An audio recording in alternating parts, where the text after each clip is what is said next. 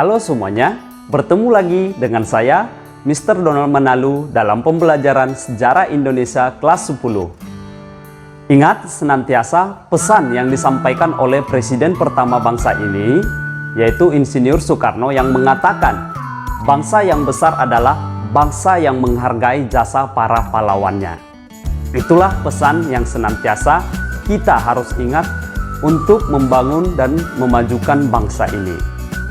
Pada pertemuan sebelumnya, kita telah membahas tentang sejarah sebagai ilmu, sejarah sebagai kisah, dan sejarah sebagai peristiwa. Pada pembelajaran kali ini, kita akan membahas tentang sejarah sebagai seni dan berpikir secara diakronik.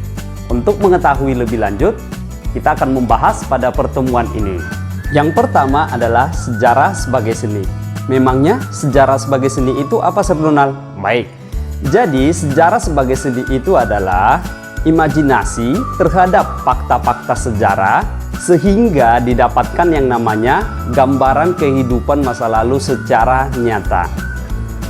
Jadi seni sama ilmu sejarah itu kan berbeda, Sir. Jadi bagaimana mereka bisa dipersatukan? Ingat, dalam penulisan sejarah seni sangat dibutuhkan. Bayangkan jika penulisan sejarah itu kaku dan tidak ada gaya bahasanya, tentu akan membosankan, bukan? Jadi itulah pentingnya seni dalam penulisan sejarah. Seni dalam penulisan sejarah itu terdiri atas 4. Yang pertama intuisi, gaya bahasa, emosi, dan imajinasi. Sekarang kita akan membahas yang pertama, yaitu adalah intuisi. Intuisi itu apa? Jadi intuisi dalam sejarah kali ini adalah kemampuan seseorang memahami dengan baik topik sejarah yang sedang ditulisnya. Jadi misalnya penulis dapat mengetahui topik penelitian yang sedang dia lakukan, misalnya dengan baik itu bukti maupun saksi. Yang kedua adalah emosi. Tentu semua orang pernah emosi, bukan? Jadi emosi dalam hal ini adalah luapan perasaan seseorang dalam menuliskan peristiwa sejarah sehingga perasaan itu yang ada pada penulis nanti tertuliskan dalam peristiwa sejarah tersebut. Yang ketiga adalah imajinasi. Kayaknya semua orang pernah berimajinasi. Kamu pun pasti tentu berimajinasi, bukan? Berimajinasi suatu saat nanti saya akan sukses. Jadi dalam sejarah ini imajinasi itu adalah kemampuan untuk mengembangkan fakta-fakta sejarah menjadi sesuatu yang lebih menarik. Itu adalah imajinasi dalam sejarah. Yang terakhir atau yang keempat adalah gaya bahasa. Setiap orang tentu memiliki yang namanya gaya bahasa, bukan?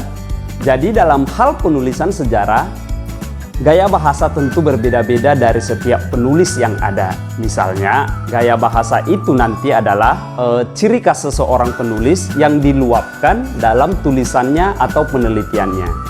Jadi itu dia tadi 4 unsur dalam sejarah sebagai seni. Contoh-contoh sejarah sebagai seni ada 4. Yang pertama itu adalah tarian tradisional. Provinsi kita Indonesia tentu memiliki yang namanya tarian tradisional di setiap daerahnya. Misalnya tari piring yang berasal dari Sumatera Barat ataupun tari saman yang berasal dari Aceh. Tentunya dalam setiap tarian itu memiliki yang namanya ciri khas suku masing-masing daerah tersebut. Itulah yang dijadikan sebagai sumber sejarah dalam penulisan sejarah. Yang kedua adalah seni pahat. Seni pahat di sini bisa dijadikan bukti-bukti sejarah. Contohnya, relief daripada Candi Borobudur itu adalah menggambarkan bagaimana kehidupan pada zaman kerajaan Hindu-Buddha saat itu. Jadi di sana digambarkan dengan jelas bagaimana masyarakat, ada yang nelayan, ada yang petani atau beternak dan lain-lainnya. Dari situ nantinya penulis akan mengetahui bagaimana kehidupan pada masa lampau. Yang ketiga itu adalah seni arsitektur atau seni dalam membangun suatu bangunan. Setiap bangunan tentu yang memiliki yang namanya ciri khas tersendiri. Contohnya itu adalah masjid, baik itu gereja ataupun tempat-tempat peribadatan lainnya.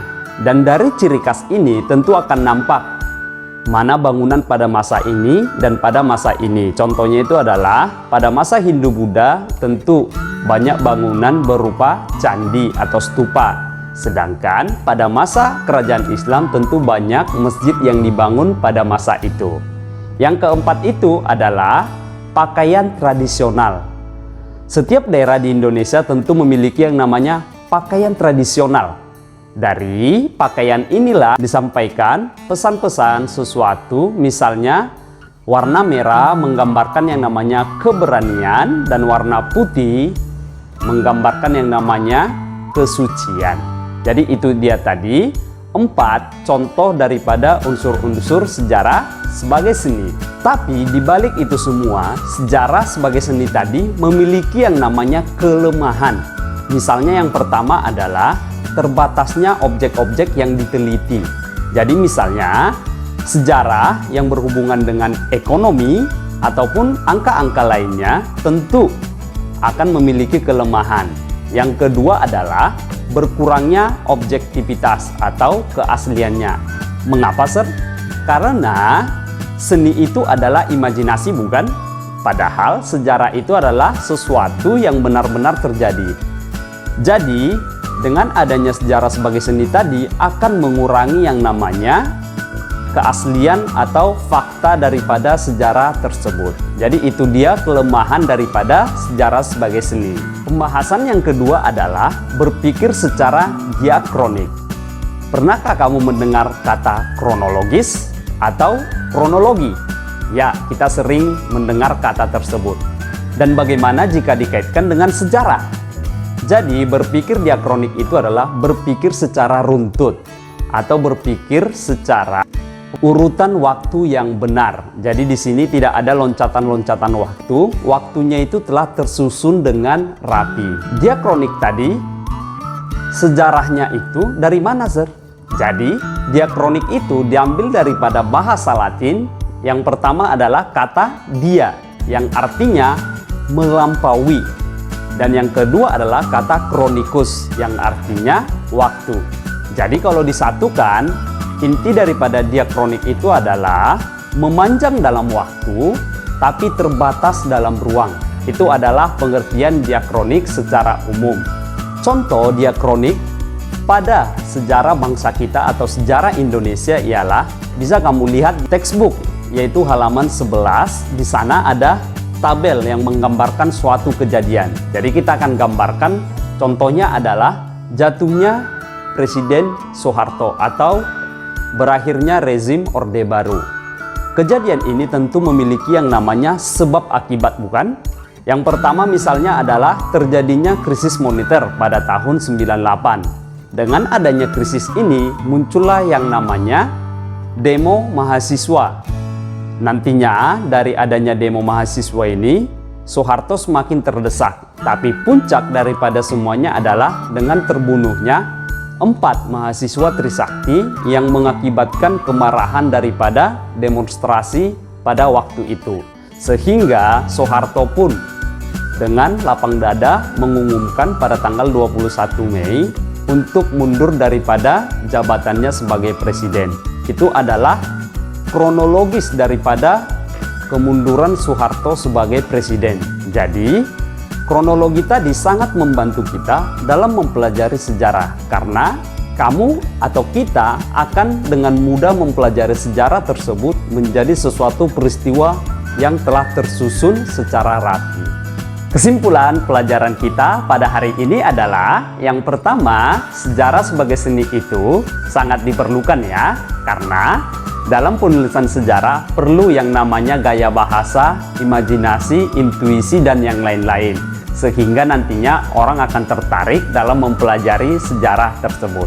Yang kedua, diakronik juga sangat diperlukan dalam penulisan sejarah. Karena kalau waktunya tidak berurutan, tentu orang akan bingung dalam mempelajari sejarah. Jadi, diakronik itu membantu dalam membangun cerita sejarah secara kronologis atau berurutan. Sekian yang dapat saya sampaikan. Semoga apa yang dapat saya sampaikan berguna untuk kamu sekalian. Terima kasih.